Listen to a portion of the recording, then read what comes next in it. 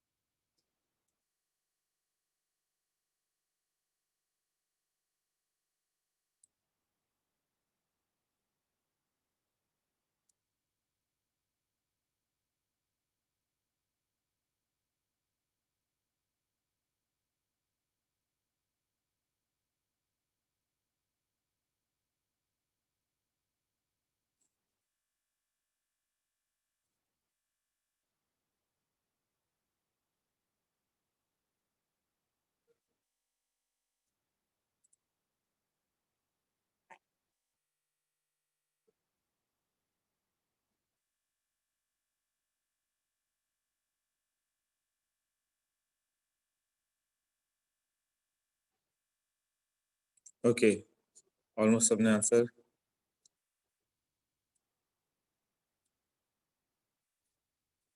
आर्यन ने किया आंसर, आर्यन, सोहम, Anshul.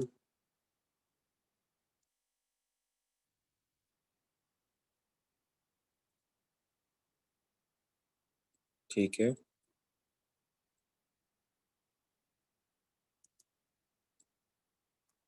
Okay. Okay. ठीक है। 10-12 आंसर आए।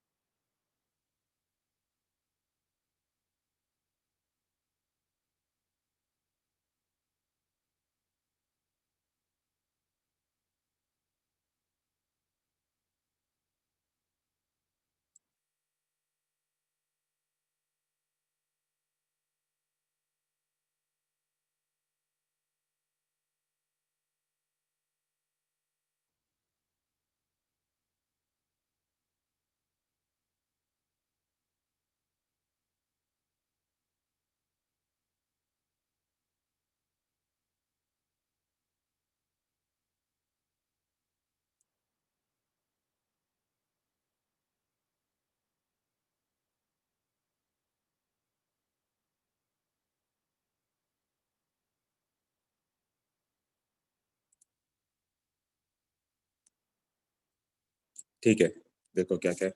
वॉल्यूम हाफ करोगे तो P total will increase. System will try to decrease its pressure. कैसे डिक्रीज करेगा? उधर जाएगा जब नंबर ऑफ मोल्स कम हो. It shift towards less number of gaseous moles. Less number of gaseous moles किधर है? फॉरवर्ड. वही प्रेशर इंक्रीज किया तो प्रेशर डिक्रीज करने के लिए less number of gaseous mole forward. Catalyst no effect. Only equilibrium is attained earlier. If temperature is increased, तो exothermic upon cooling reaction moves in backward direction. इसका reason क्या था? Q और K. बाकी जिस सब जगह Q मैटर करेगा, यहाँ K मैटर कर जाएगा. K का वैल्यू क्या हो जाता है? डिक्रीज हो जाता है ना, तो ओवरऑल Q बढ़ गया. K डिक्रीज है, यही था ना. हाँ, तो ये Q और K से ऐसा था, बट ली चटाइल से कैसा था? एक्सो को एंडोथर्मिक को हीट करने पे और एक्सोथर्मिक को कूल करने पे reaction moves in forward direction. याद करना है, endothermic reaction upon heating and exothermic on cooling. Upon cooling moves in forward direction. तो ये एक्सो को उल्टा किया, हीट किया था. Helium gas added at constant pressure. Helium gas add कर दो, उसके बाद भी प्रेशर कांस्टेंट रहे. ये कैसे फिजिबल है? इसका मतलब वॉल्यूम एक्सपेंड करेंगे तो सबका प्रेशर कम हो गया. सिस्टम अपना प्रेशर इंक्रीज करने के लिए किस डायरेक्शन में आएगा? इधर more number of gases mole हो, तो वो more number of gases mole किस साइड है? Backward. NH3 is removed. Product हटाओगे तो फॉरवर्ड. H2 गैस ऐड किया तो फॉरवर्ड. रिएक्टेंट ऐड करोगे तो फॉरवर्ड, उसको कंज्यूम करेगा. NH3 हटाओगे तो NH3 बनाने के लिए फॉरवर्ड जाएगा. N2 को रिमूव किया तो N2 को बनाना चाहेगा तो बैकवर्ड आएगा.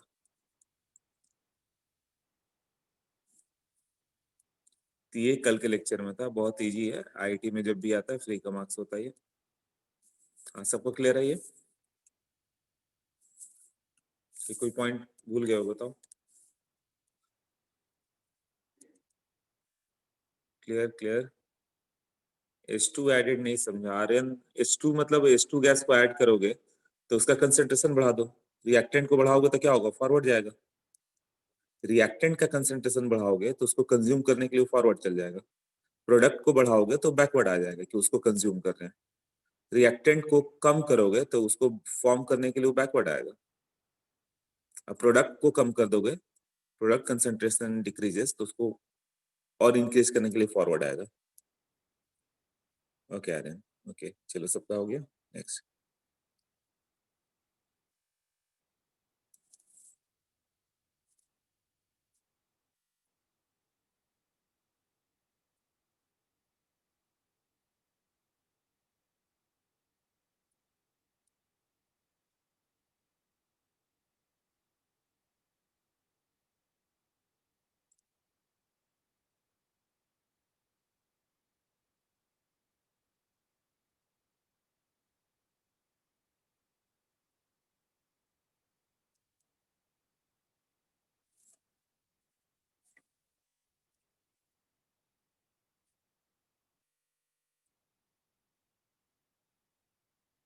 अब कौन सा करना था? थर्मोडायनेमिक. डेल्टा जी का वैल्यू जो होता है that is delta G naught plus RT ln Q. ये याद कर लोगे है ना. Q क्या था? Reaction quotient.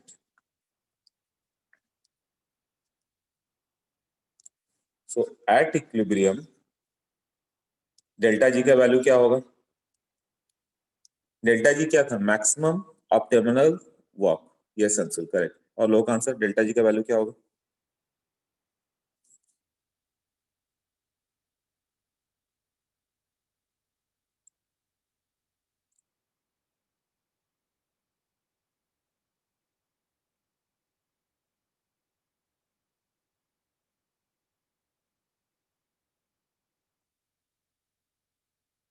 जीरो.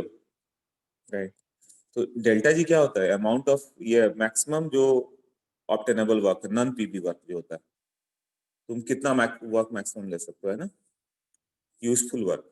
तो अब मान लो कि कोई बैटरी है, वो डिस्चार्ज हो गया, तो मतलब तुम क्या बोलोगे? डेल्टा जी जीरो हो गया. अब एनर्जी नहीं मिल रही है, कोई एनर्जी फ्री नहीं बची. Delta G gives free energy ना. एनर्जी जो हम लोग वर्क कर सकते हैं, एनर्जी जिससे हम लोग वर्क कर सकते हैं। तो जब रिएक्शन इक्विलिब्रियम पे तो तुम्हें एनर्जी कैसे देगा, डेल्टा जी जीरो हो जाता है एंड एट इक्विलिब्रियम क्यू का वैल्यू क्या हो जाता है। इस समय क्या होगा, delta G naught plus R T L N K. तो डेल्टा जी नॉट, एक सिंपल सा क्वेश्चन आते रहता है, आर टी एल एन के मतलब -2.303 आर टी लॉग के। तो इसके लिए तो जो डेल्टा जी का यूनिट होगा, मान लो कैलोरी है तो आर कैलोरी में रखना, डेल्टा जी जूल में है तो आर जूल में रखना, ऐसे करेंगे ना। अब वो क्यूसी है तो क्यूसी रखना, केसी है तो केसी रखना। डेल्टा जी नॉट यदि सी के टर्म में, कंसंट्रेशन के टर्म में तो केसी होगा, डेल्टा जी पी के टर्म में तो केपी होगा, स्टैंडर्ड फ्री एनर्जी जिसके भी टर्म में लोगे। इस पे क्वेश्चन देखो तो अपने बुकलेट में कोई ना कोई होगा, बुकलेट पे जाओ।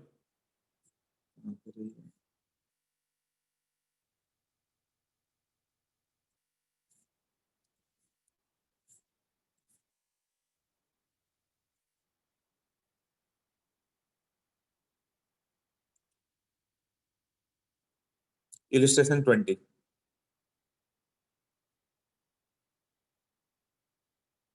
एक बार खुद से ट्राई करो, उसका आंसर मत देखना, 2 मिनट ट्राई करो।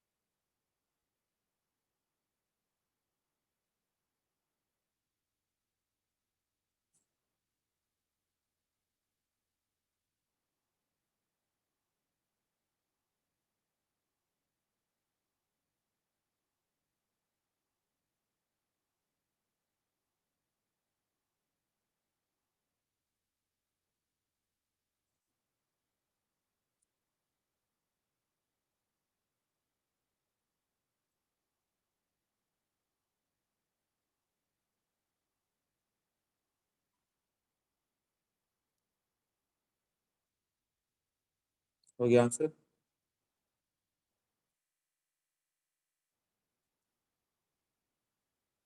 डन हो गया, यस।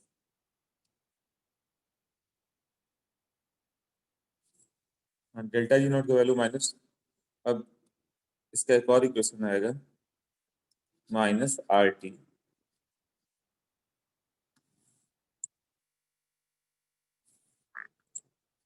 वो यूनिट वगैरह देखने के लिए मैंने बोल दिया था, उससे यूनिट वगैरह मालूम चल जाएगा ना। Minus R T L N K equal to delta S naught minus T delta S naught. L N K का value minus delta S naught by R T minus plus delta S naught by R, ऐसा आएगा ना।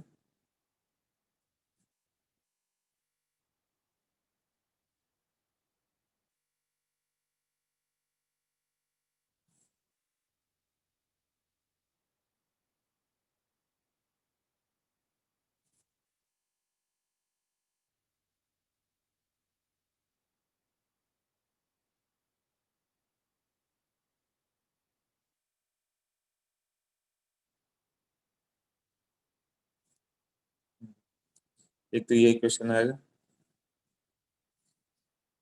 Next करता हूँ।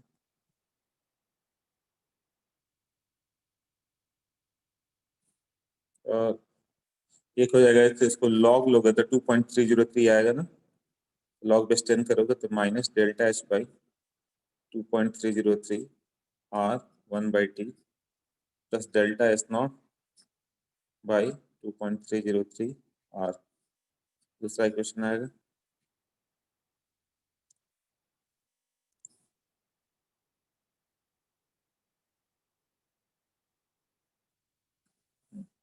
इस पे direct question आते हैं। इधर वो इक्वेट करने को दे देगा ऐसे कि, अच्छा पहले एक ग्राफ देख लो फिर। एल एन के एन 1/t क्या ग्राफ होगा। लॉग के एन 1/t क्या ग्राफ होगा। ग्राफ में क्या देगा, स्लोप का वैल्यू दे देता, तुमसे पूछता है कि इसका आंसर क्या होगा।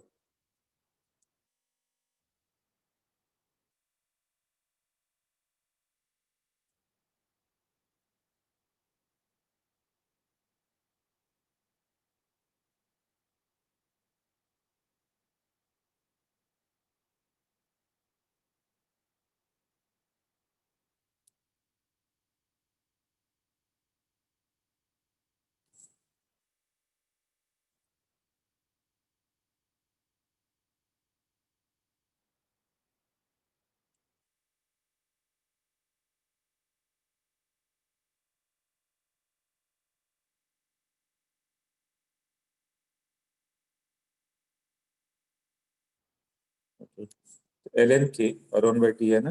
हाँ minus delta H by R.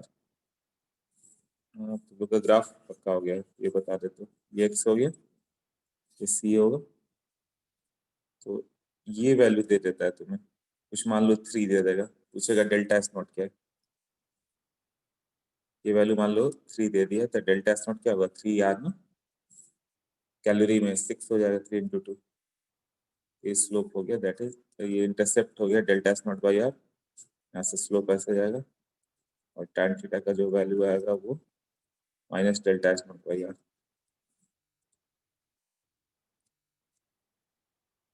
Negative लिखो तो एक काम करो, स्लोप नीचे की ओर बना दो। डेल्टा एस नॉट पॉजिटिव दिखे तुम्हें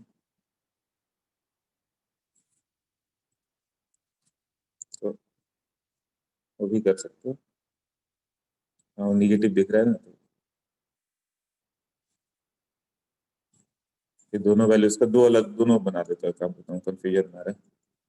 डेल्टा एच पॉजिटिव होगा तो इधर होगा, और स्लोप कितना जाएगा।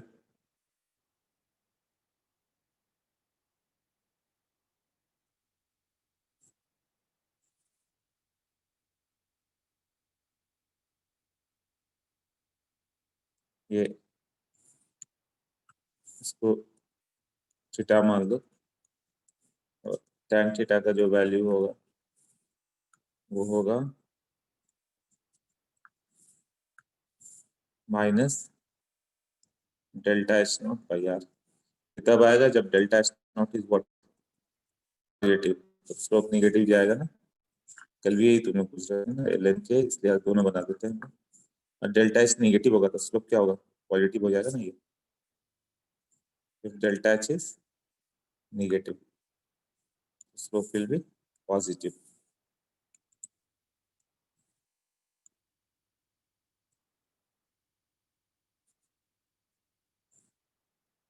इसका भी वही होगा।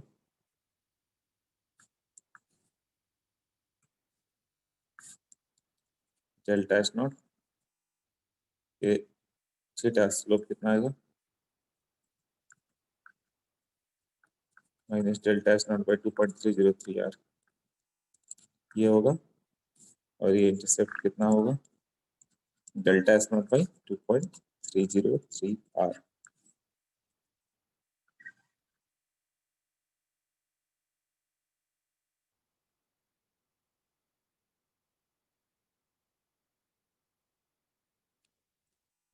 डेल्टा एच नेगेटिव रहता तो ये ऐसा चल जाता। तो tan थीटा का जो वैल्यू होगा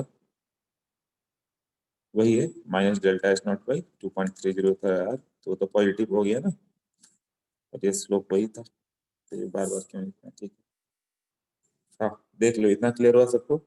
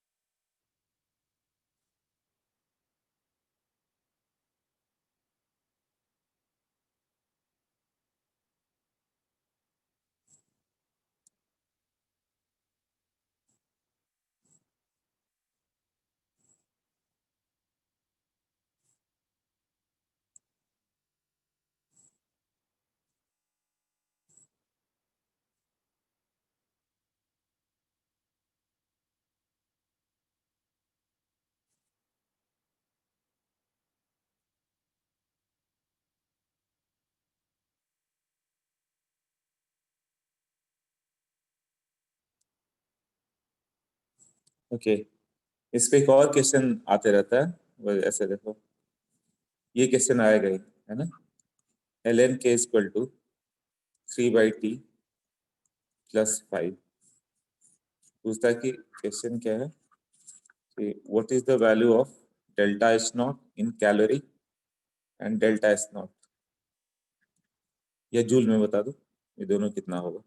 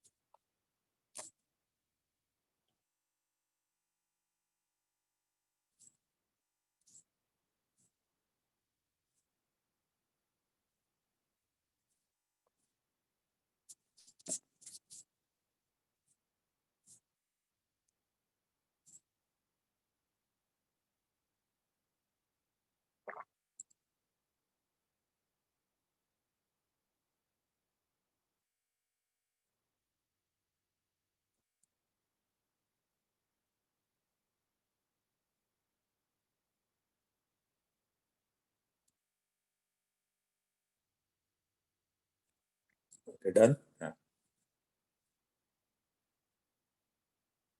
मोस्टली सबका करेक्ट है। कैलोरी में ले लोगे तो minus delta H naught by R equal to 3, तो delta H naught equal to -3 R minus 6 calorie आ जाएगा, जूल में फिर वही 8.31 से कर दोगे, और डेल्टा एच नॉट की बात करें तो वो 5 है, तो 5 आर आएगा ना, मतलब 10 आ जाएगा, यही होगा ना।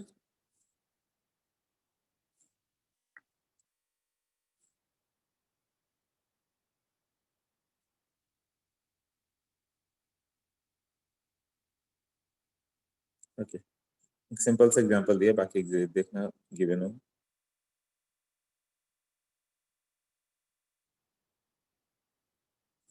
फिर बात साइमल्टेनियस इक्विलिब्रियम।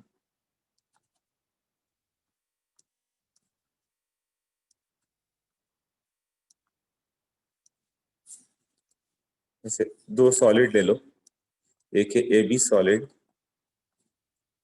कॉमन प्रोडक्ट आएगा, at least one common product. Okay, A B हो गया और एक हो गया ए डैश बी कर दो या ए बी डैश कर दो, ए बी डैश कर दो सॉलिड। इसमें ए एक कॉमन होगा, इसका मान लो कि के सी वन दिया हुआ है, जैसे ए बी सॉलिड है वो ब्रेक कर रहा है,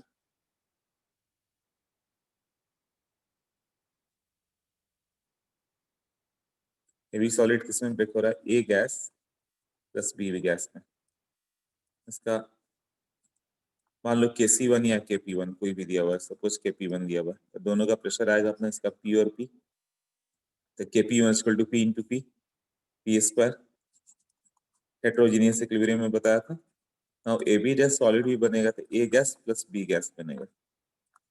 इसका Kp2 है, Kp1 और Kp2 तो केवल टेम्परेचर डिपेंडेंट है, ये आ गया P डैश और P डैश। तो क्या a total P plus P dash हो जाएगा क्या? ए बी पे क्या इफेक्ट आएगा?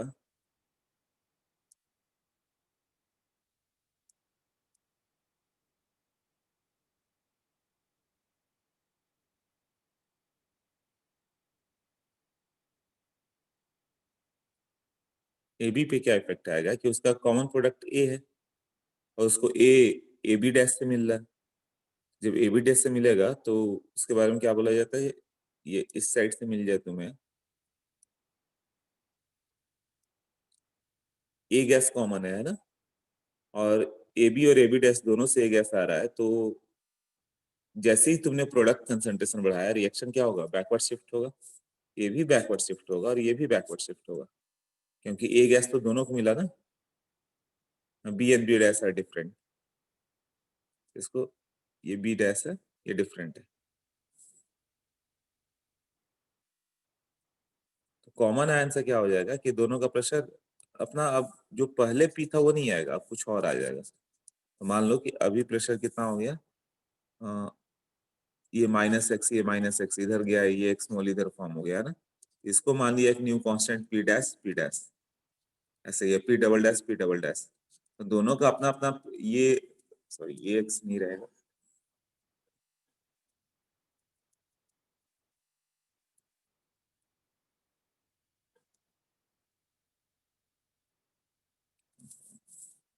हाँ ये P और P डैश था, बट E को मान लो कि एक्स्ट्रा इस साइड से मिल गया कितना P डैश और इसको मिल गया है P, ए गैस तो कॉमन ही है, यहाँ पार्शियल प्रेशर ऑफ ए कितना हो गया, दोनों से जितना आ गया, एक यहाँ से इस गैस इधर से ए बी से जो ब्रेक हो गया है और ए बी डैश से है, और पीबी कितना होगा, वो अलग अलग होगा, पीबी अपना पीबी अपना जो फर्स्ट से आया और पीबी डैश कितना आ जाएगा, वही पी डैश आ जाएगा। उसका जब दो इक्वेशन लिखोगे K P one equal to P into P plus dash और एक हो गया के पी टू, ये हो गया पी इंटू पी डैश, ऐसा होगा ना। अब ये दोनों तो सॉलिड है, सॉलिड तो इन्वॉल्व होता नहीं, के पी वन और के पी टू गिवन है, तो टू अननोन टू इक्वेशन, ये सॉल्व हो जाएगा ना, यहाँ टू अननोन टू इक्वेशंस, वही चाहिए ना, तो इससे तुम्हारा आंसर आएगा। तो ये, हाँ कैसे सॉल्व करोगे, इसको डिवाइड कर देना, डिवाइड करोगे तो K P one by K P to, तो 1/2 कर दोगे डिवाइड करते के साथ, ये आ जाएगा पी बाई पी डैश, तो ये नॉन हो गया, तो किसी एक में पुट कर दोगे K P one equal to P का वैल्यू जो होगा K P one by K P two into P dash, और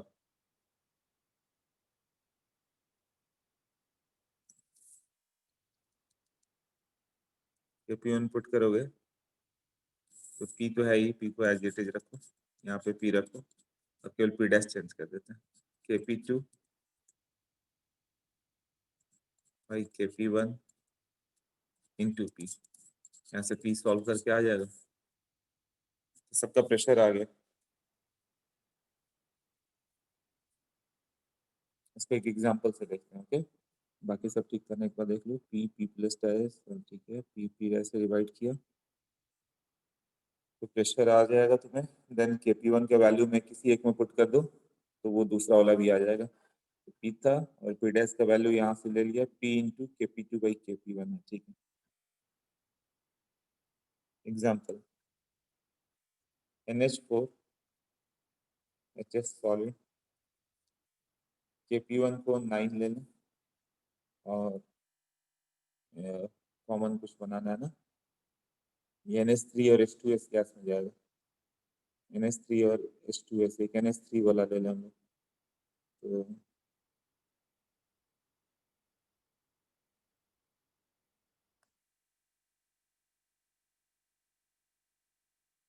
NH4Cl ले लो, ये किस में जाएगा, इसका Kp2 है, कुछ 6 ले लो, NH3 और HCl, और वो किस में जाएगा, NH4HS, NH3 और H2S, इसका Kp1 9 ले लो। NH4 ट्वाइस से और अच्छा रहेगा, NH4 ट्वाइस, ये तो याद रखना किस में जाता है, NH3 और H2S, और ये किस में जाएगा, NH3 और H2S, तो 2 मोल NH3 ना और H2S। हाँ, तो प्रेशर ऑफ NH3 कितना आएगा, प्रेशर ऑफ HCl कितना आएगा, प्रेशर ऑफ H2S कितना आएगा। ये क्वेश्चन सॉल्व करो, Kp1 Kp2 गिवन है,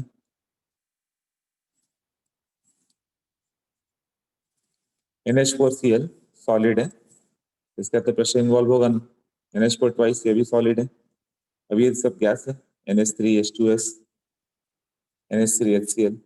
नाउ ट्राई,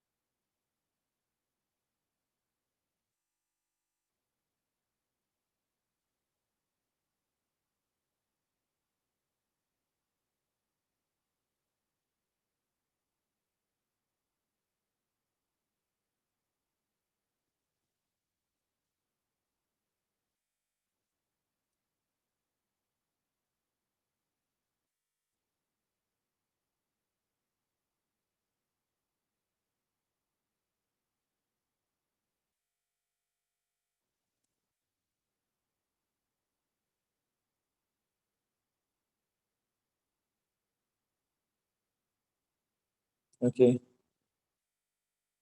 सब रूट वगैरह आ रहा है। सोहम और आर्य, सोहन और आर्य, दो आंसर है।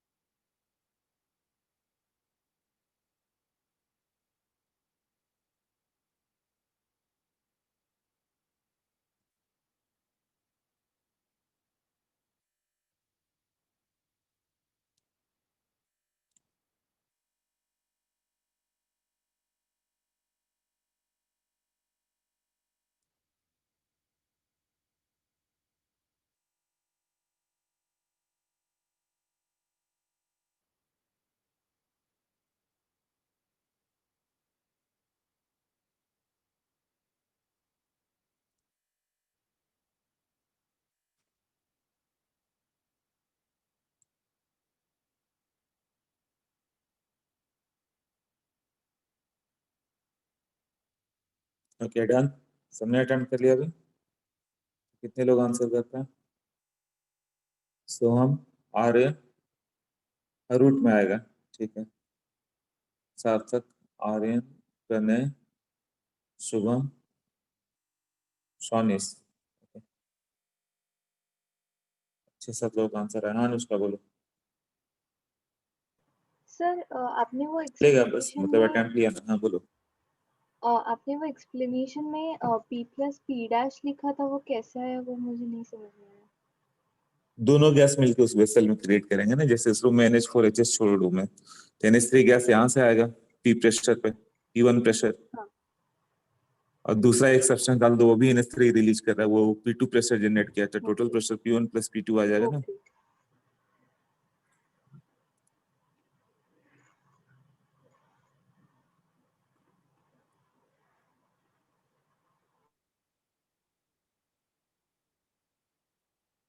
ओके, तो देखो इसका सॉल्यूशन की बात करें तो NH4Cl सॉलिड है, इसको एक कंटेनर में पुट किया तो NH3 गैस आ गया प्लस HCl गैस आ गया, यही है ना। अब इसने P1 प्रेशर क्रिएट किया और इसने भी P1 क्रिएट किया, और यहाँ पे क्या हो गया, NH4 ट्वाइस एस सॉलिड जो हो गया 2NH3 gas plus H2S gas. अब यहाँ पे ये मान लो कि P2 क्रिएट करेगा, तो ये उसका डबल 2P2 क्रिएट होगा, P डैश या P1P2 ले लो, पहले में दोनों का इक्वल आया P1 और जब ये P2 आएगा तो ये 2P2 आएगा। बट होगा क्या कि ओवरऑल वो तो पूरे कंटेनर में ही है, इस रूम में देखोगे तो एक NH3 P1 प्रेशर पे जनरेट होगा, दूसरा 2P2, मतलब NH3 total P1 plus 2P2 होगा ना। यहाँ पे NH3 और HCl जो इक्विलिब्रियम में होगा विद द NH4Cl, तो ये NH3 क्या होगा, टोटल जितना भी NH3 है वो इस रिएक्शन से आ रहा हो या तुमने बाहर से NH3 डाल दिया हो या किसी भी सोर्स से आ रहा हो, तुम्हें वो NH3 ऐड करना होगा। तो यहाँ पे भी वही होगा ना टोटल। हाँ, तो ये स्टेप समझ लेना, ये समझ में आया ना, ये तुम्हें टोटल के साथ लेना है। उसके बाद Kp1 कितना होगा, PNH3 डॉट PHCl, तो Kp1 कितना लिखा है, NH4Cl है ना, ये Kp2 था, ओके Kp2 था 6 equal to P1 plus 2P2 into P1, एक इक्वेशन ये आ गया।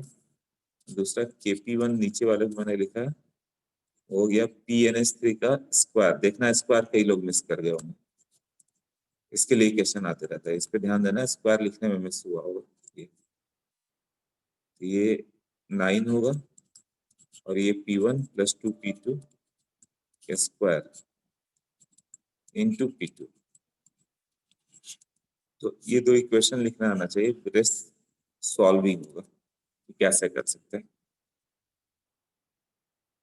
पहले वाले को स्क्वायर कर दोगे तो P1 प्लस 2P2 का स्क्वायर कैंसिल हो जाएगा, 6/9 equal to P1 square by P2।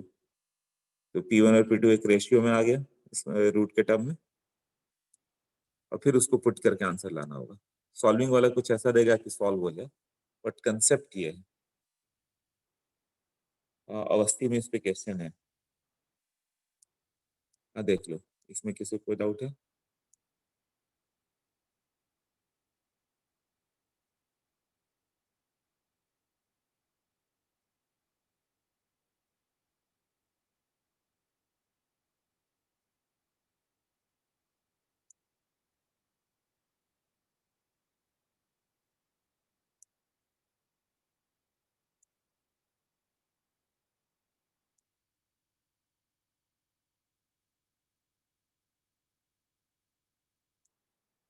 हाँ, illustration 22, just go through that, क्या गिवन है।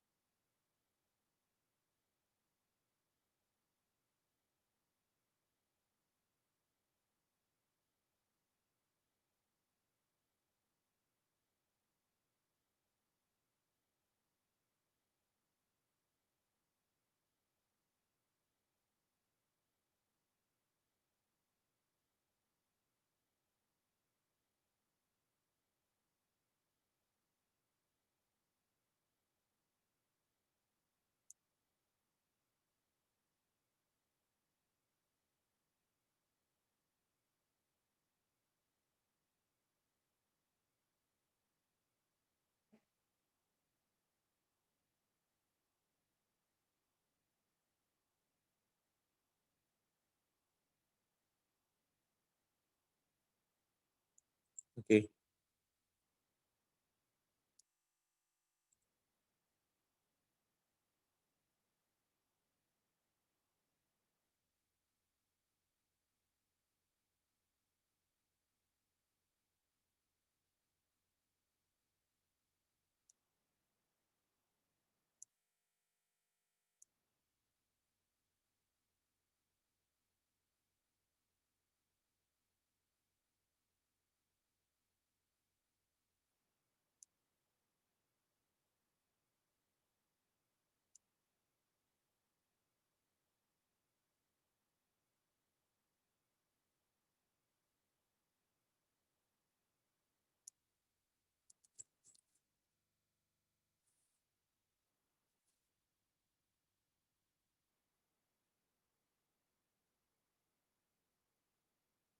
इलेक्ट्रेशन 22 हमने डिफरेंट, ठीक है जो भेजा उस पे देख लो, बुकलेट जो दिया है तो नहीं देख सकता मैं।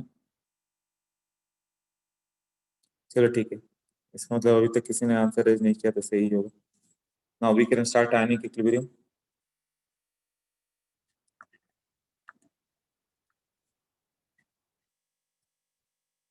कब तक ओवर हो जाएगा केमिकल इक्विलिब्रियम तुम लोग का? केमिकल का एक अलग टेस्ट करते हैं क्या?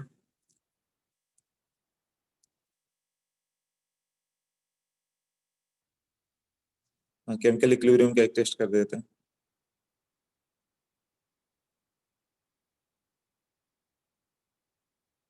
सैटरडे तक हो जाएगा।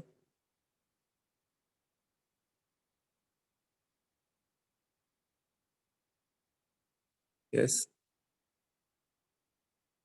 ठीक है।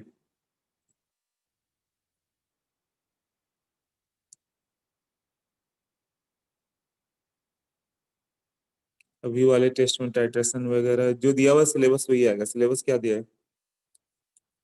पुराने चैप्टर इंक्लूड कर रहे हैं क्या?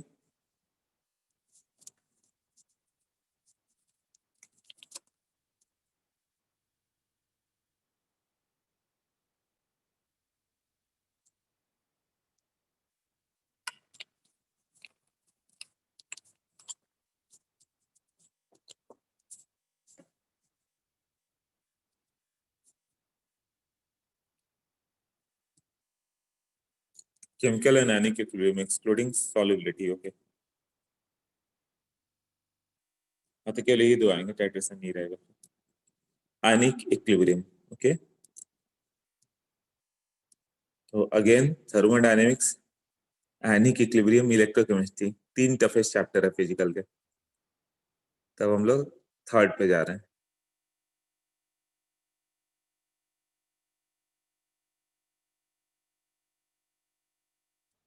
मतलब तीसरा ही बचेगा अभी, सेकंड टफ चैप्टर है, इसको देखते हैं कैसे होगा। देखो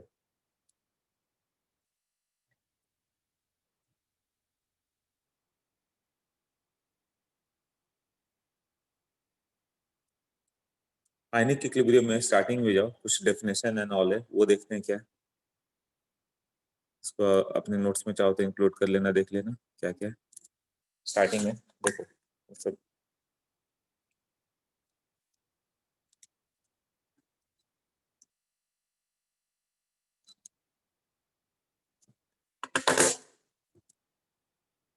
हाँ कंसेप्ट में जाओ, जो मैंने पीडीएफ भेजा।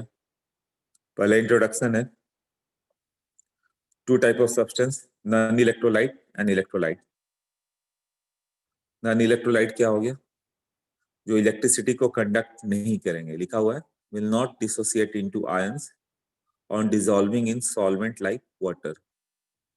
जैसे शुगर को डिसॉल्व कर दो, अमोनिया को डिसॉल्व कर दो, जो कोवैलेंट कंपाउंड है, तो प्लस माइनस चार्ज में ब्रेक हुए ही नहीं, तो उसे नॉन इलेक्ट्रोलाइट बोलेंगे। ये कंडक्ट नहीं कर सकते इलेक्ट्रिसिटी को, कोवैलेंट कंपाउंड्स। और आयनिक कंपाउंड क्या होगा? इलेक्ट्रोलाइट होंगे, वो ब्रेक करेंगे वाटर में। कम पूरा ब्रेक करें या थोड़ा ब्रेक करें, बट आयंस तो आएंगे ना।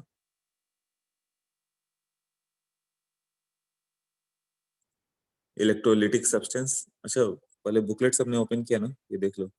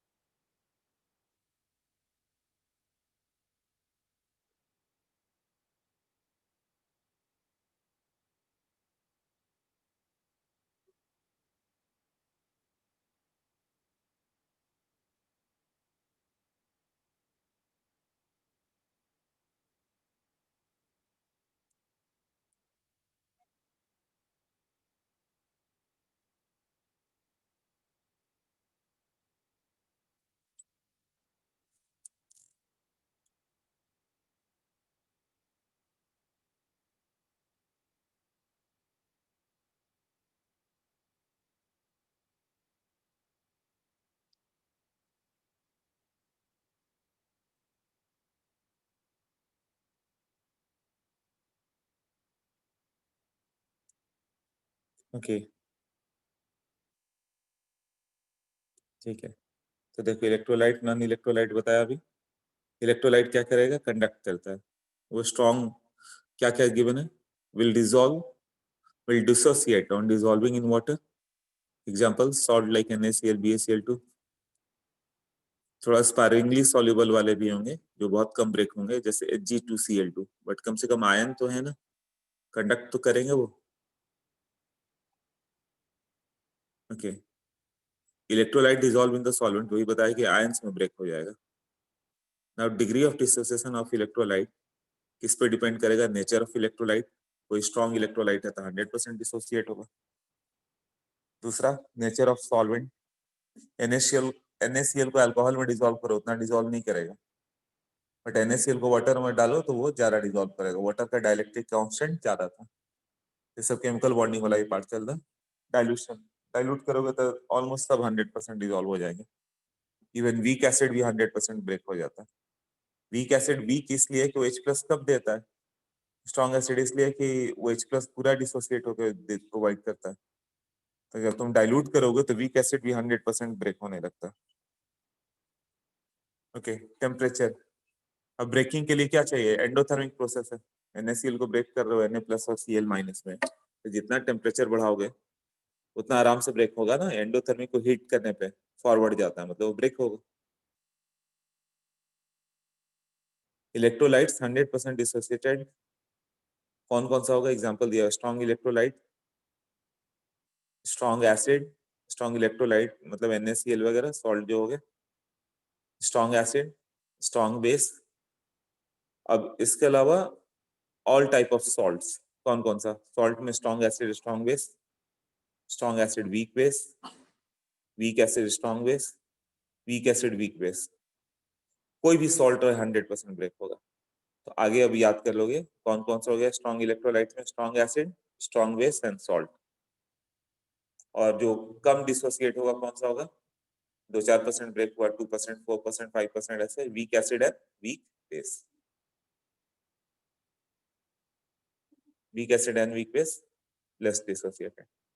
नाउ वीक इलेक्ट्रोलाइट दिया हुआ है, ऑल ऑर्गेनिक एसिड्स, जितने ऑर्गेनिक एसिड है ना वो सब वीक एसिड होंगे। CH3COH HCN। वीक बेस दिया हुआ है NH3ZNOH ट्वाइस। इतना तक क्लियर है सबको।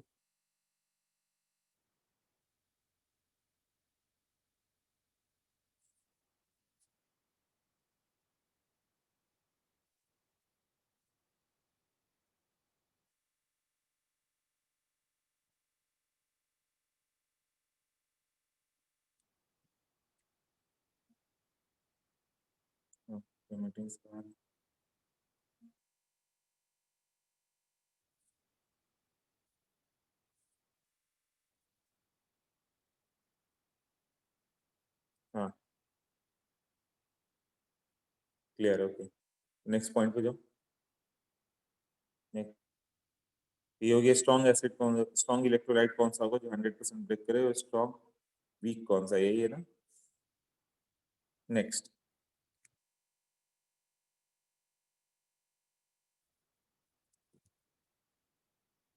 Arrhenius acid. हाँ अब आ जाते हैं तीन एसिड, 3 टाइप्स ऑफ एसिड्स की बात करें। पहला हो गया आर्हेनियस एसिड, जो अभी तक पढ़ते आए हो। आर्हेनियस एसिड में क्या होता है, एसिड वो जो H+ डोनेट करे, और आर्हेनियस बेस वो जो OH- डोनेट करे। तो simple example NaOH Arrhenius base है क्योंकि OH- है उसमें। जिसमें H+ दिखा आर्हेनियस एसिड हो जाएगा, H2SO4 HCl वगैरह देख लो, यही तुम जानते हो। HNO3 HCl वगैरह हो गया।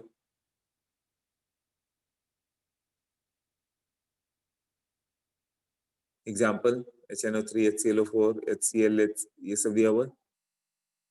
जो H+ डोनेट करेगा, यदि मोनोप्रोटिक है तो उसे HA से डिनोट करेंगे हम लोग।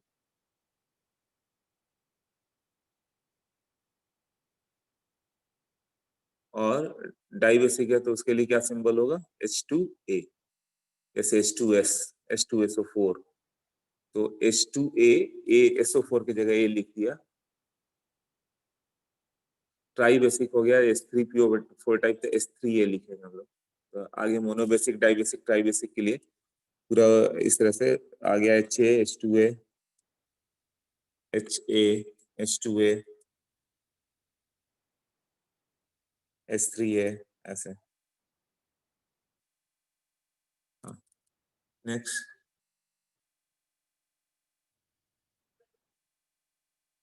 H3BO3 is not Arrhenius acid. H3BO3 क्या होता है? एक आर्हेनियस एसिड नहीं है, उसके पास H प्लस नहीं है। क्लियर हुआ? H3BO3 में सारे हाइड्रोजन बॉन्डेड थे, तो मैंने बताया था कि वीक मोनोबेसिक एसिड है, बट वो H प्लस कहाँ से आता था? मीडियम से। H3BO3 क्या करेगा? वाटर का H प्लस, वाटर से OH माइनस ले लेता है, BOH4 माइनस बनेगा और एक H प्लस रिलीज करेगा।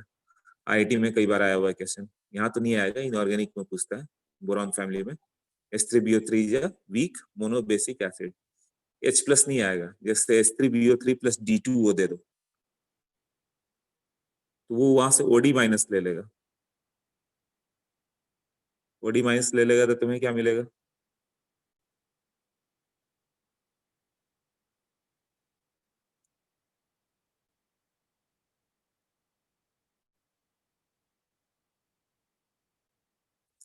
D प्लस मिलेगा ना, मीडियम से ले गया वो OD माइनस।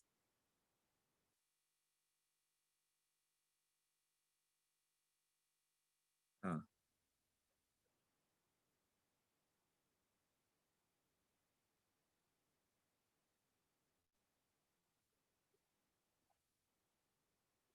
ओके। इसमें किसी का कोई डाउट? हाँ, D प्लस आएगा ना, तो ये मोनोप्रोटिक, मोनोप्रोटिक मतलब जो एक H प्लस दे पाए, जैसे H3CO एक प्रोटॉन दे पाए। प्रोटॉन मतलब H प्लस, H प्लस में है क्या? प्रोटॉन ही तो है, इलेक्ट्रॉन नहीं है। हाँ, ये लिखवाया था मैंने, जस्ट सोनी से याद दिला रहा हूँ ये। मैंने वो हाइड्रोजन चैप्टर में, जबकि केमिकल बॉन्डिंग में लिखवाया था H3BO3 प्लस OH माइनस, तो एक H प्लस देता है। ओके, उसके बाद क्या होता है? Due to high charge density H plus ion in the water is extremely hydrated form, किसमें आता है? H प्लस H2 और H2N।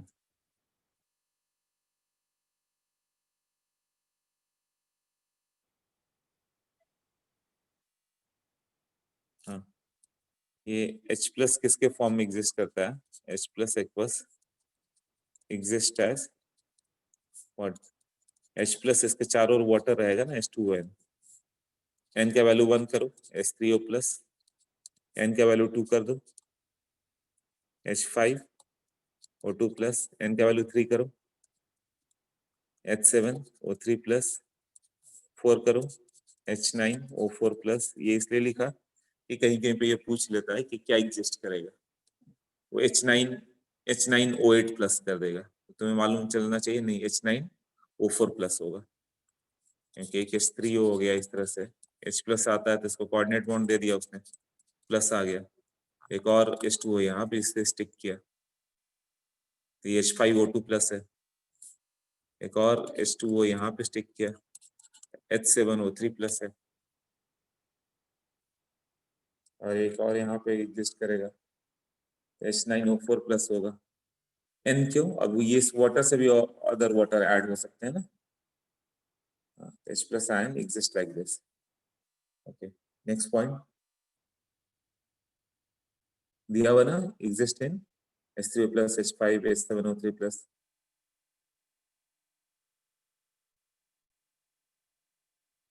उसके बाद वो ठीक है, छोड़ो, HClO4 ब्रेक करोगे तो H3O प्लस मिलता है। आरएनए स्पेस क्या हो गया? जो OH माइनस दे पाए, इसमें OH माइनस देके वो सारा RNA space.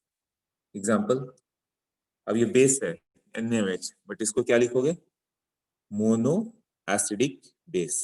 NaOH is mono acidic base, मतलब ये एक मोल एसिड को न्यूट्रलाइज कर सकता है। बेस है और उसको मोनो एसिडिक लिखोगे, जैसे एसिड को मोनो बेसिक लिखा। HCl को क्या लिखा? Mono basic acid.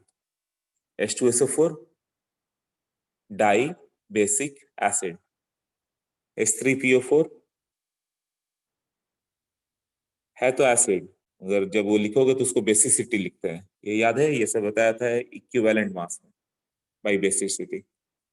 H3 है, ट्राई बेसिक एसिड, वहां पे लिखा था ना बाई बेसिसिटी एसिडिटी। उसी तरह NaOH बेस है, mono acidic base, BOH twice di acidic base, FeOH twice tri acidic base. ऐसा तो ये सिंपल वाला कंसेप्ट हो गया जो सबको मालूम है। इससे क्या क्वेश्चन पूछेगा? ब्रॉन्स्टेड, ब्रॉन्स्टेड क्या होता है? उसने बोला था कि प्रोटॉन का कंसेप्ट लो। उसने बोला था कि जो प्रोटॉन डोनर होगा उसे एसिड बोलेंगे। H प्लस मतलब प्रोटॉन ही हो गया। तो यहाँ तक तो ठीक है, आर्यनियस बेस भी था H+ डोनर और बेस था OH- डोनर। इसने दोनों H+ के टर्म में ब्रॉन्स्टेड ने बोला कि H+ डोनर अभी भी एसिड रखेंगे, बट H+ एक्सेप्टर को हम लोग बेस बोलेंगे, ब्रॉन्स्टेड बेस।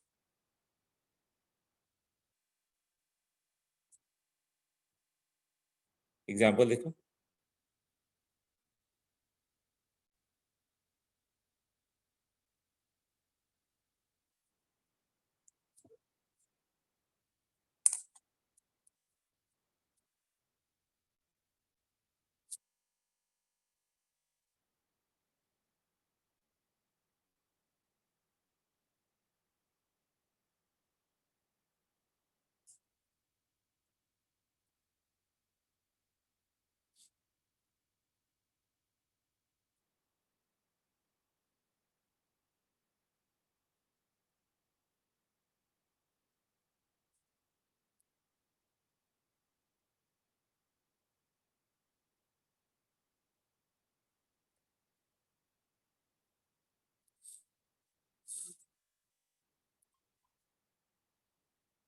ओके। तो इसके बाद हम लोगों ने किया, ब्रॉन्स्टेड ने क्या बोला था? आर्हेनियस एसिड हो गया,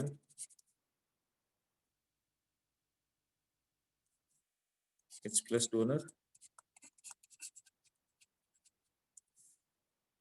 और ब्रॉन्स्टेड एसिड क्या हो गया? Proton donor. प्रोटॉन मतलब क्या? H+ ही है ना। और लुईस एसिड क्या होगा? Electron pair acceptor. ये थोड़ा सा बताया गया था, ए से एसिड याद रखना है, पेयर एक्सेप्टर को एसिड करेंगे बॉन्डिंग में। हाँ, आर्हेनियस बेस क्या हो गया? OH- डोनर, जैसे NaOH FeOH ट्वाइस जिसमें OH लिखे, एंड ब्रॉन्स्टेड बेस हो गया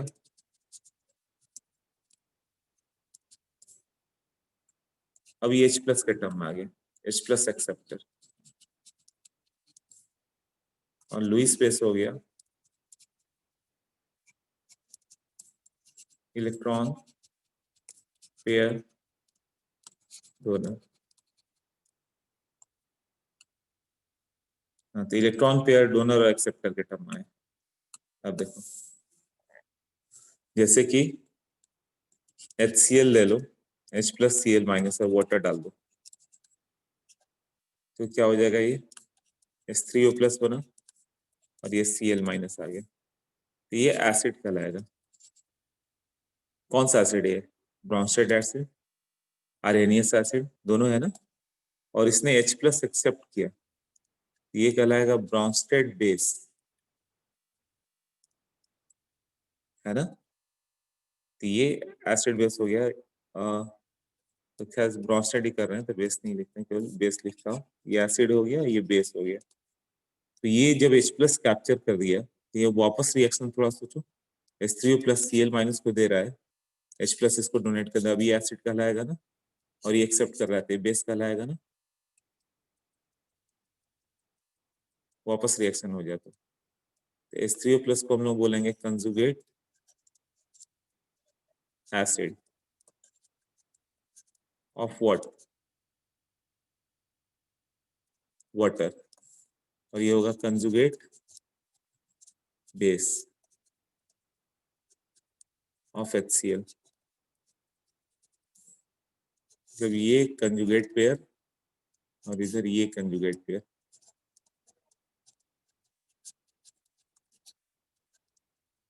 कंजुगेट पेयर किस में डिफर करते हैं? Only with the H plus.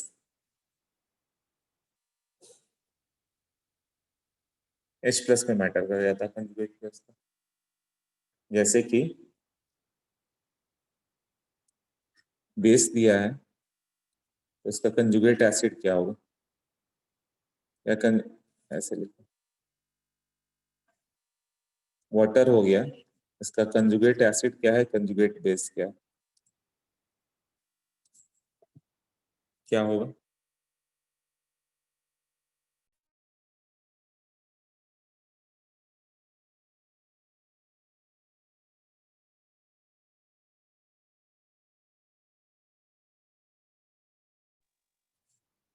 Okay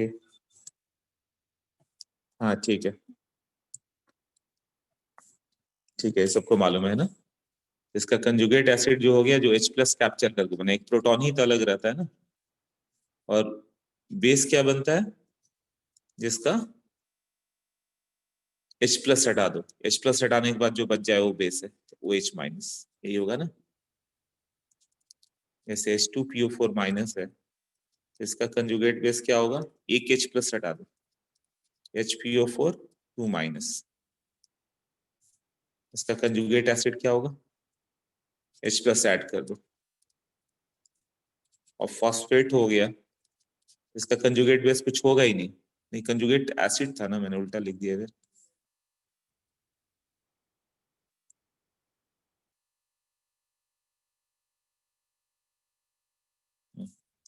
conjugate acid में एक H प्लस ऐड करोगे, है ना, कंजुगेट बेस में एक H प्लस हटा दोगे, तो PO4 3 माइनस हो गया, इसका तो कंजुगेट बेस होगा ही नहीं, H प्लस हटे तो कंजुगेट बेस आएगा ना, कंजुगेट एसिड होगा HPO4 2 माइनस ना।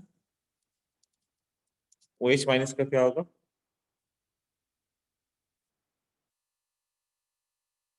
हाँ H प्लस हटा दो, वो 2 माइनस, H प्लस हटा दो और इसमें H प्लस ऐड कर दो, H2O, NH3, इसका हो जाएगा NH4 प्लस, और ये हो जाएगा NH2 माइनस।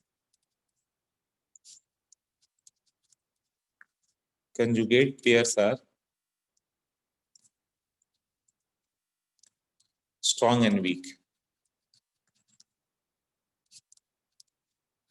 स्ट्रॉन्ग का वीक आएगा और वीक का स्ट्रॉन्ग होगा।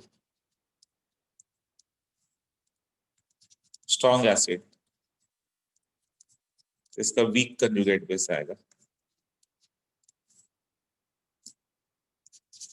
जैसे HCl, तो Cl माइनस वीक बेस है, कहीं Cl माइनस को बेस के रूप में यूज करते हो क्या? नहीं करते हैं, वो H प्लस कैप्चर ही नहीं करेगा। हाँ, जैसे स्ट्रॉन्ग एसिड छोड़े तो काफी है। स्ट्रॉन्ग बेस NaOH, इसका कंजुगेट एसिड क्या होगा, कंजुगेट एसिड OH माइनस हटा दो, एसिड में H प्लस हटाने के बाद जो बचा है Na प्लस, तो ये Na प्लस कितना स्ट्रॉन्ग एसिड है क्या? नहीं, OH माइनस कैप्चर नहीं करेगा। अब वीक एसिड जैसे CH3COH माइनस, इसका स्ट्रॉन्ग कंजुगेट बेस आएगा, कंजुगेट बेस स्ट्रॉन्ग होगा, वो कौन सा है, CH3CO माइनस, ये H प्लस कैप्चर करेगा।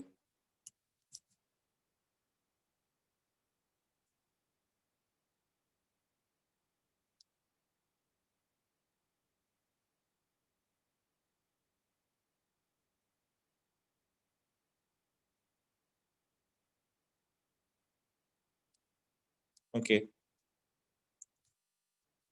और वीक बेस आ गया, वीक बेस इसका क्या आएगा, strong conjugate acid, weak base like NH4OH ले लो, इसका conjugate acid will be NH4 plus, वो स्ट्रॉन्ग कहलाएगा। तो एसिड कंजुगेशन पेयर किस में डिफर करते हैं, इस तरह से, जैसे कि एसिडिक स्ट्रेंथ की बात करें तो CH4 NH3 H2O HF, strong acid कौन सा हुआ, इधर एसिडिक स्ट्रेंथ बढ़ता है ना,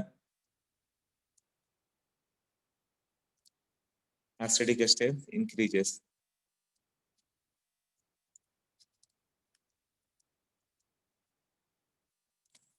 Acidic strength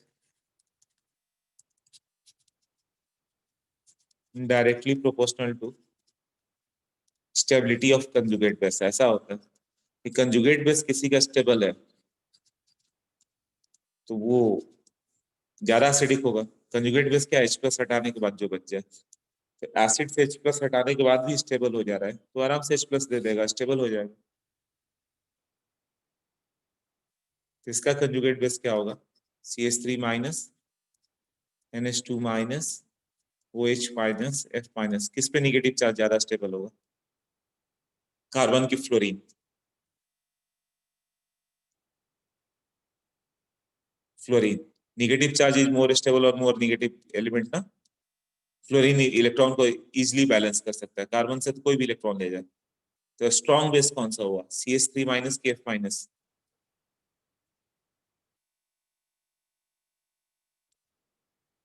नहीं, CH3 माइनस ना वो आराम से इलेक्ट्रॉन डोनेट कर सकता है,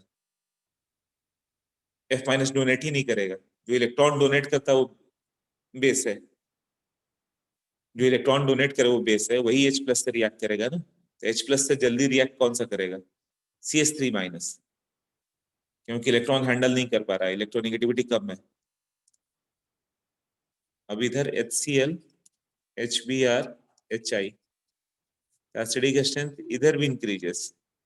ये भी बताया था कि HI स्ट्रॉन्ग बेस है, स्ट्रॉन्ग एसिड है, HF वीक एसिड है, HI स्ट्रॉन्ग एसिड है। इसका रीजन याद है किसी को, क्यों ऐसा।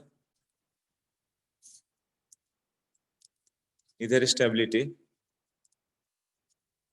Directly proportional to electronegativity. easily I minus is more stable ना, charge density, so stability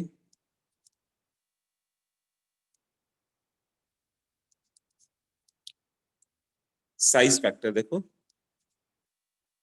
किस पे निगेटिव चार्ज ज्यादा डिफ्यूज हो गया, F माइनस पे निगेटिव चार्ज कंसंट्रेटेड है ऐसे, और आयोडीन पे लोगे तो डिफ्यूज चार्ज ऐसे होगा ना।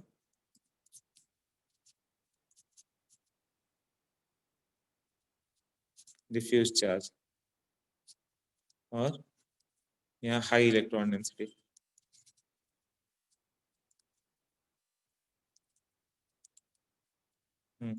High electron density F minus में।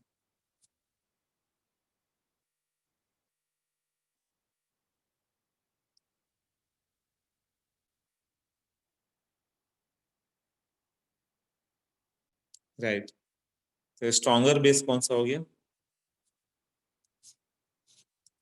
बेसिक स्ट्रेंथ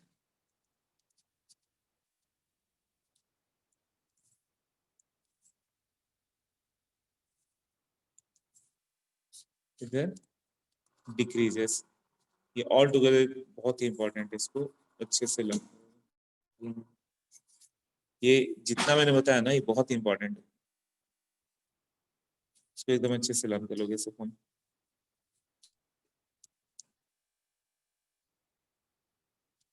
अभी भी इनऑर्गेनिक के लिए भी, ऑर्गेनिक के लिए भी, हर जगह ये बहुत ही इंपॉर्टेंट है।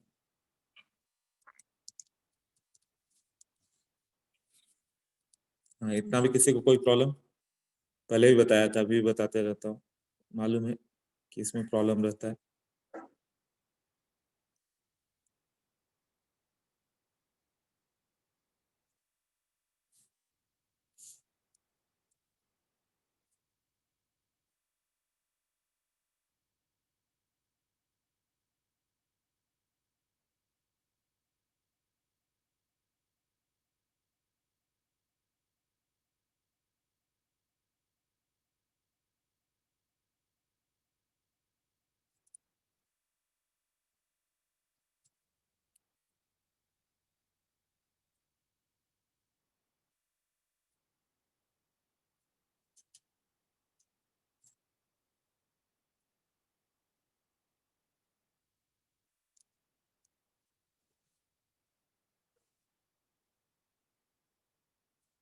हाँ शानिस बोलो।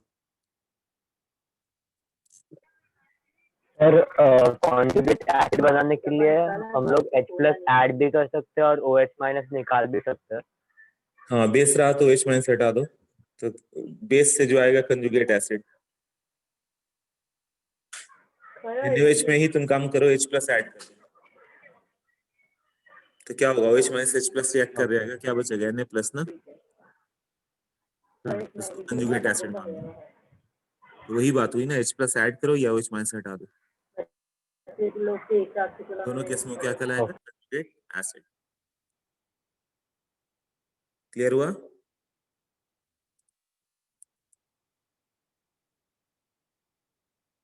एसिडिक स्ट्रेंथ ऑफ, फिर आदित्य वही रॉन्ग हो रहा है ना, मैंने बोला था नहीं रॉन्ग होते रहता है। HF वीक एसिड होता है, HCl उससे स्ट्रॉन्ग है, HBr उससे स्ट्रॉन्ग है, HI सबसे स्ट्रॉन्ग एसिड में। ये सब बार बार IIT पूछता है, इसी के लिए कि भूलते रहते हैं, सबको लगता है HF स्ट्रॉन्ग एसिड होगा। आदित्य, इसका मतलब तुम पीरियोडिक टेबल रिवाइज नहीं कर रहे हो, उसमें था पीरियोडिक टेबल क्या है, केमिकल बॉन्डिंग अभी भी है, ऑर्गेनिक में हर जगह आएगा, ये पॉइंट 10 बार आएगा, मगर फिर भी IIT में जाकर रॉन्ग होगा, इसलिए जल्दी याद कर लो। हाइड्राजोइक एसिड का क्या फॉर्मूला है, हाइड्राजोइक, हाइड्राजोइक HN3 होता है, हाइड्राजोइक एसिड इसको बोलते हैं।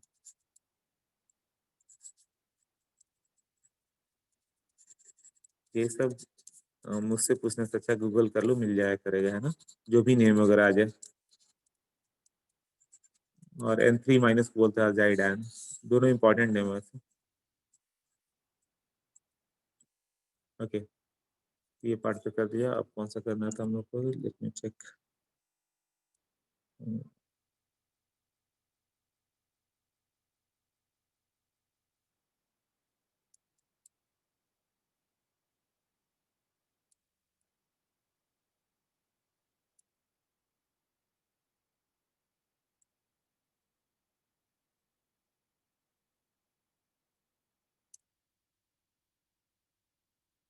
हाँ, ब्रॉन्स्टेड कंसेप्ट बता रहा था मैं, नोट्स में चले जाओ वापस, बुकलेट में वही दिया है, HAH2O, तो HCl से H प्लस हटा दो, जो बचेगा कंजुगेट पेयर होगा, लिखा हुआ acid base which differ only in proton, तो एसिड हो गया, उसका कंजुगेट बेस दिया हुआ है सबका, तो H2SO4 का कंजुगेट बेस क्या होगा, एक H प्लस हटा दो, HSO4 माइनस, H2SO4 का कंजुगेट बेस SO4 2 माइनस नहीं है, इनको तो 2 H प्लस हो गया ना, एक ही H प्लस निकालना, HSO4 माइनस का कंजुगेट बेस क्या हो गया, एक H प्लस हटा दो, सल्फेट बच गया। अब SO4 2 माइनस का कंजुगेट बेस होगा ही नहीं, H प्लस है ही नहीं। ओके, बेस में देख लो, उसी तरह से बेस हो गया तो उसमें H प्लस ऐड कर दो, NH3 H2 RNH2 ये सब एग्जांपल दिया हुआ है, नोट्स में कॉपी कर लोगे, वैसे ये सब आता भी नहीं। लुईस कंसेप्ट में देखो, जो इलेक्ट्रॉन पेयर डोनेट करे, जो इलेक्ट्रॉन पेयर एक्सेप्ट करे, कि कौन सा एक्सेप्ट करेगा, जिसके पास वैकेंट p ऑर्बिटल हो या d ऑर्बिटल हो, BF3 है, AlCl3 है, ये सब है ना, H प्लस हो गया, D ब्लॉक के सारे हो गए क्योंकि वैकेंट ऑर्बिटल है, राइट। और जो इलेक्ट्रॉन पेयर डोनेट कर पाए, जिसके पास भी लोन पेयर हो, NH3 PH3 H2O CH3 OH, सब लुईस पेयर्स हो गए। विग्नस बॉक्स 6 जल्दी से 1 to 8 कर रहे हो तो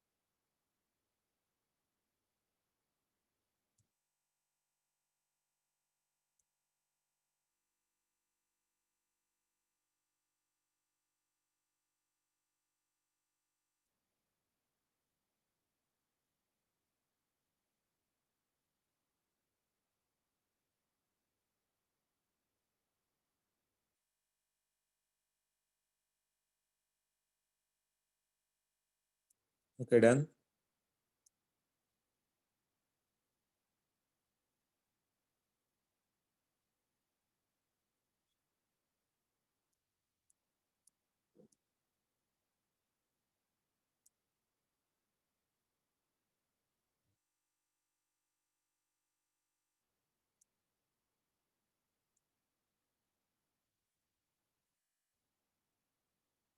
Doubt in question number 1, question number 7. Okay. Question number 1 क्या है? Which acts as Lewis base? Lewis base कौन सा होता है जो इलेक्ट्रॉन पेयर डोनेट करेगा? तो फास्फोरस ही डोनेट करता है ना बोरॉन को। तो बोरॉन हो गया Lewis acid and phosphorus electron pair donate किया तो हो गया लुईस बेस।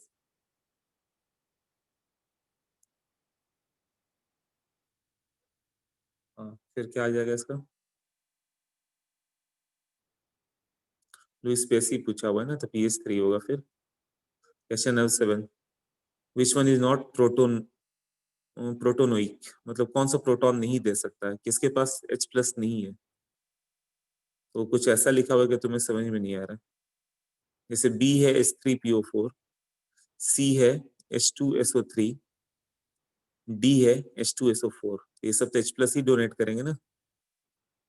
और A हो गया BOH थ्राइस, ये प्रोटोनिक नहीं है। क्यों? प्रोटॉन डोनेट नहीं करता, प्रोटॉन डोनेट नहीं करेगा ये। देख लो प्रोटॉन डोनेट करेगा क्या, लग रहा है सर?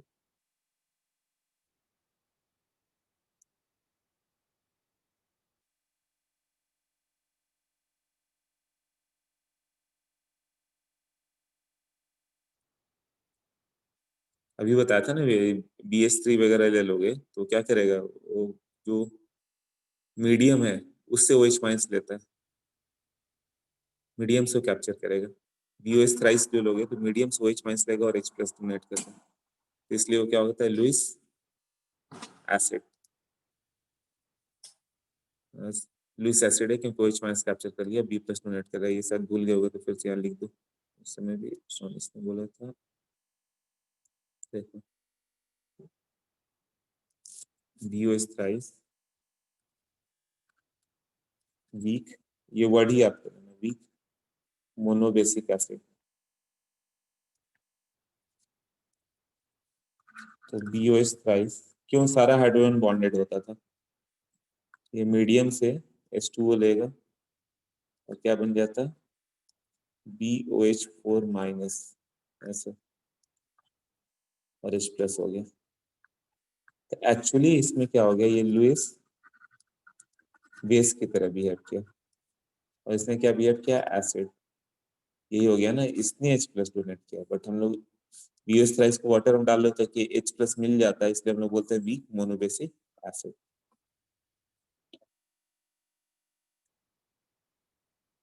NH3 कौन सा बेस है? RNase base. एक्वस रहता तो वो भी जाता, एक्वस तो है ही नहीं, ये RNase बेस नहीं है। ये कौन सा है?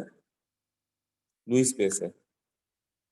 क्यों? लोन पेयर डोनेट कर सकता है, लोन पेयर डोनर है ना। और क्या है ये? ब्रॉन्स्टेड बेस है।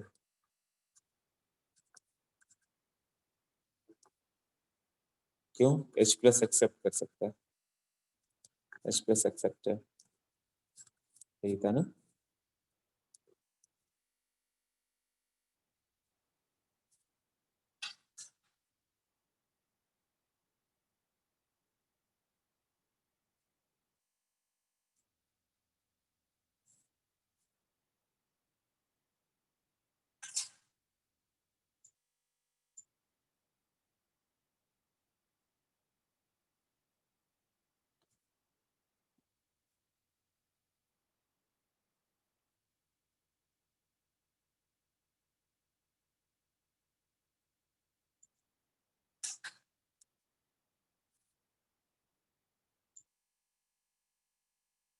ओके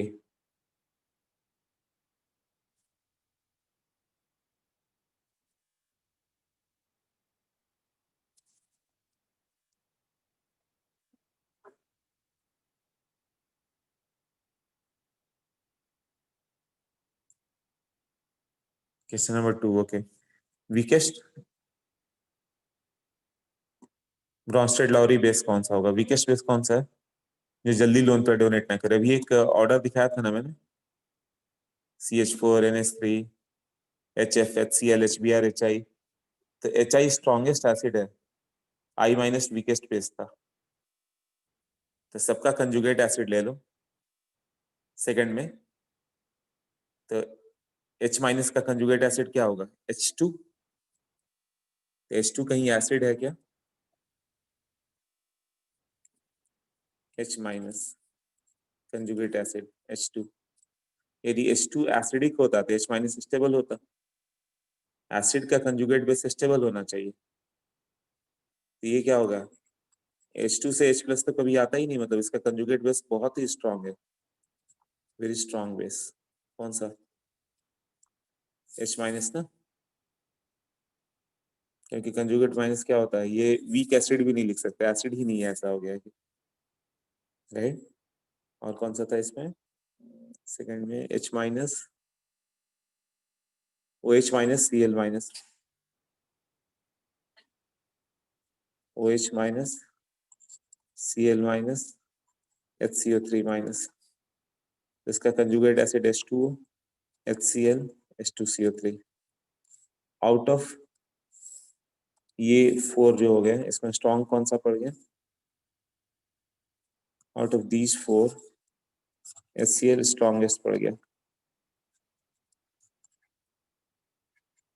तो ये वीकेस्ट कंजुगेट बेस बनेगा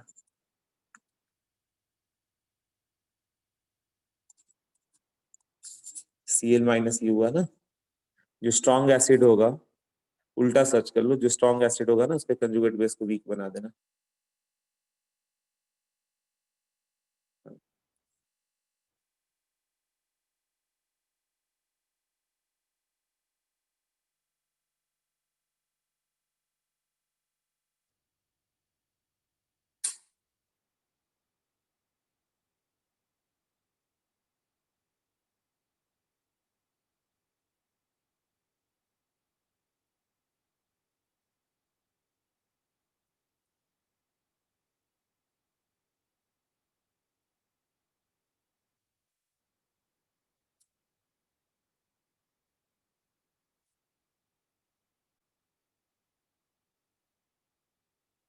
अब क्लियर हो गया doubt in question number 5 also okay question number 5 which of the following is a Lewis acid which of the following is a Lewis acid Lewis acid कौन सा होता था जो इलेक्ट्रॉन पेयर एक्सेप्ट कर सके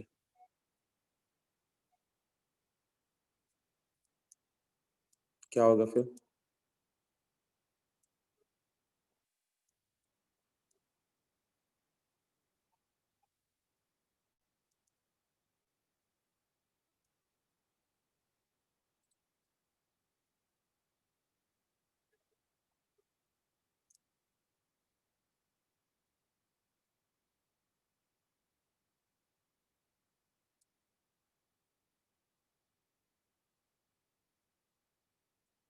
हाँ बताओ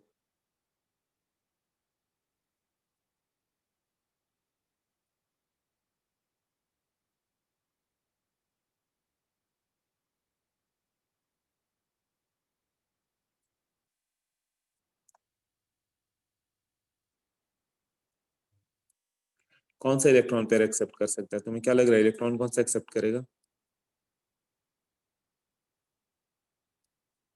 Eg है ना Ag प्लस पे क्या होता है वैकेंट डी ऑर्बिटल है पॉजिटिव चार्ज हो इलेक्ट्रॉन पेयर को एक्सेप्ट भी कर लेगा Cl माइनस खुद नेगेटिवली चार्ज है तो लोन पेयर को रिपेल करेगा Br माइनस S माइनस सब पे नेगेटिव चार्ज है Ag प्लस ही लुईस एसिड काम करेगा ना इलेक्ट्रॉन पेयर को एक्सेप्ट करता NH2 माइनस ये भी कर दिया 7th भी बता दिया ये भी बाकी सब Eg है अब बचा ही क्या था बताओ क्लियर हो गया इतना